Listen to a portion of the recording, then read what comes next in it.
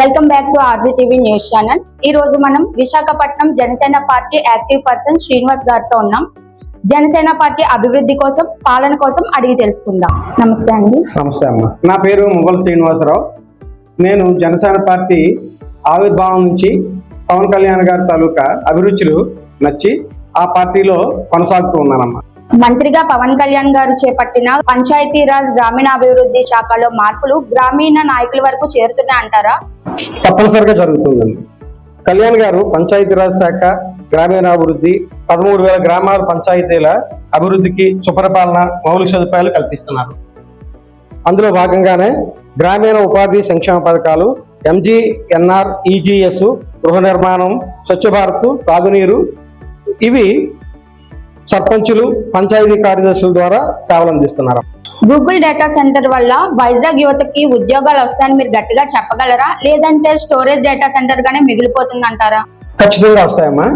ఎందుకంటే విశాఖపట్నంలో Google centre అన్నది 6 బిలియన్స్ తో 1 గిగావాట్ క్యాంపస్, ఆసియాలో అతిపెద్దది. ఇక్కడ తర్లువాడలో కన్స్ట్రక్షన్ చేస్తున్నారు. 5 గిగావాట్స్ డేటా సెంటర్ కెపాసిటీ గలది. గూగుల్, మెటా, రిలయన్స్, TCS సహా 10 కంపెనీలకు కూటమి గవర్నమెంట్ కేటాయించింది, భూమి కేటాయించింది. కాబట్టి తప్పనిసరిగా ఉద్యోగాలు వస్తాయి. ఇప్పుడు కూటమి గవర్నమెంట్ విశాఖపట్నాన్ని IT అండ్ టెక్ హబ్గా మారుస్తుంది. ఎందుకంటే ఇన్ఫోసిస్ 7,000 సీట్లు మెగా క్యాంపస్, తర్వాత 20 ఎకరాల ఎండార్లో కేటాయించింది. 7,000 మందికి సామర్థ్యం. గత 2 ఏళ్లలో ఉద్యోగాలు వస్తాయి. 250 నుండి 1900 మందికి వెళ్ళారు. త్వరలో మరో 750 సీట్లు కేటాయిస్తుంది. లోకల్ టాలెంట్ నుంచి 1000 మంది ఫ్రెషర్స్, 500 మంది లేటరర్స్ రిక్రూట్ చేస్తుంది. phase 1 జనవరి 2029కి పూర్తవుతుంది. ఇతర కంపెనీలు ఏంటంటే కాగ్నిజెంట్ 1,583 కోట్లతో 8,000 ఉద్యోగాలు కూడా ఇవ్వడానికి కూటమి గవర్నమెంట్ ప్రయత్నం చేస్తుంది. జగన్ గారు కొత్త ప్రతిపాదన తీసుకొచ్చారండి, మావిగాన్ అని. దాని మీద మీ అభిప్రాయం ఏంటండి? ఓకే, మంచి క్వశ్చన్ వేశారు. అయితే ఈ మావిగాన్ అనే ప్రపోజల్, అదే ప్రతిపాదన ఎప్పుడు తీసుకొచ్చారు? 1 month బ్యాక్. 1 month back. మరి అలాంటప్పుడు 5 years క్రితం నుంచి ఆయన రూలింగ్ చేస్తున్నారు కదా, మరి అప్పుడెందుకు తీసుకురాలేదు ఈ మావిగాన్ అనే ప్రపోజల్? ఎందుకంటే ఒక చీఫ్ మినిస్టర్గా ఉండేటప్పుడు ఒక ప్రతిపాదన చేశారంటే అది 100% అమలు తీరై ఉండాలి, అమలు చేసి ఉండాలి. మొదటి నుంచి కూడా కూటమి గవర్నమెంట్ ఏదైతే చేస్తుందో అది అమరావతిని కన్స్ట్రక్షన్ చేస్తూ వెళ్తుంది. ఆల్మోస్ట్ 2027-2028కో దాన్ని పూర్తి చేస్తుంది.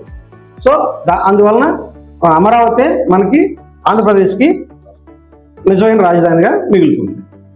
కూటమిలో భాగంగా ఉండడం వల్ల జనసేన పార్టీ గాని, జనసేన నాయకులు గాని కొంచెం అసంతృప్తిగా ఉంటున్నారని ప్రచారం జరుగుతుందండి. దానికి మీ సమాధానం ఏంటండి? ఈ రాష్ట్రంలో ఈ చిన్న చిన్న తగువులు పక్కన పెట్టినట్లయితే రాష్ట్ర ప్రయోజనాల దృష్ట్యా ప్రజలకి ఎంత మేలు చేసామనే ఈ కూటమి గవర్నమెంట్ ఆలోచిస్తుంది తప్పించి ఈ చిన్న చిన్న విషయాలు ప్రతి కుటుంబంలోని లాగే అన్నీ వస్తుంటాయి. అవి పెద్దగా మనం పట్టించుకోవాల్సిన అవసరం లేదండి.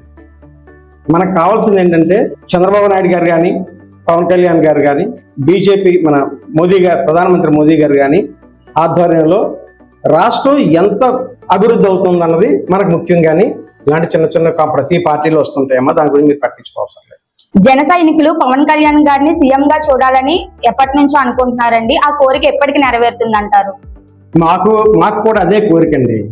కానీ కూటమి గవర్నమెంట్ ఎప్పుడు నిర్ణయిస్తే ఎప్పుడు అవుతుంది. వాళ్ళందరూ పెద్దవాళ్ళందరూ కళ్యాణ్ గారు, చంద్రబాబు నాయుడు గారు, మోదీ గారు మాట్లాడుకొని వాళ్ళ నిర్ణయం ప్రకారంగా మేము ఉంటాం. మా నిర్ణయం అంటూ ఏమీ లేదు. వాళ్ళ నిర్ణయం మా నిర్ణయం. ప్రస్తుత రాజకీయాల్లో పవన్ కళ్యాణ్ గారి తర్వాత మీకు నచ్చే నాయకుడు ఎవరండి? అబ్సల్యూట్లీ మాకు పవన్ కళ్యాణ్ గారి తాలూకా సిద్ధాంతాలు, ఆలోచనలు, సేవాభావం నచ్చే మేము వచ్చాం. పవన్ కళ్యాణ్ గారు ఎంతవరకు ఉంటారన్నది మనం చెప్పలేము. ఆయన ఎంతవరకు అయినా సరే ప్రజలు మనసులు గెలుచుకుని ఉన్న నాయకుడే. అందువల్ల ఆ పవన్ కళ్యాణ్ గారి తర్వాత అన్నది మాకు ఎవరికి ఆలోచన లేదు. పవన్ కళ్యాణ్ గారే ఉండాలి.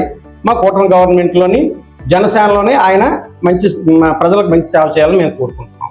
జనసేన సిద్ధాంతాల్లో మీకు బాగా నచ్చిన పాయింట్ ఏంటండి? దాన్ని క్షేత్రస్థాయిలో ఎలా అమలు చేస్తారు?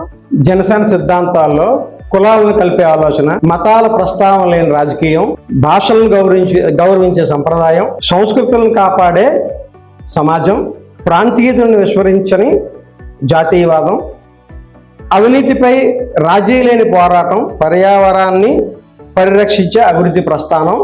ఇందులో ఏ సిద్ధాంతం అని కాదండి, అన్ని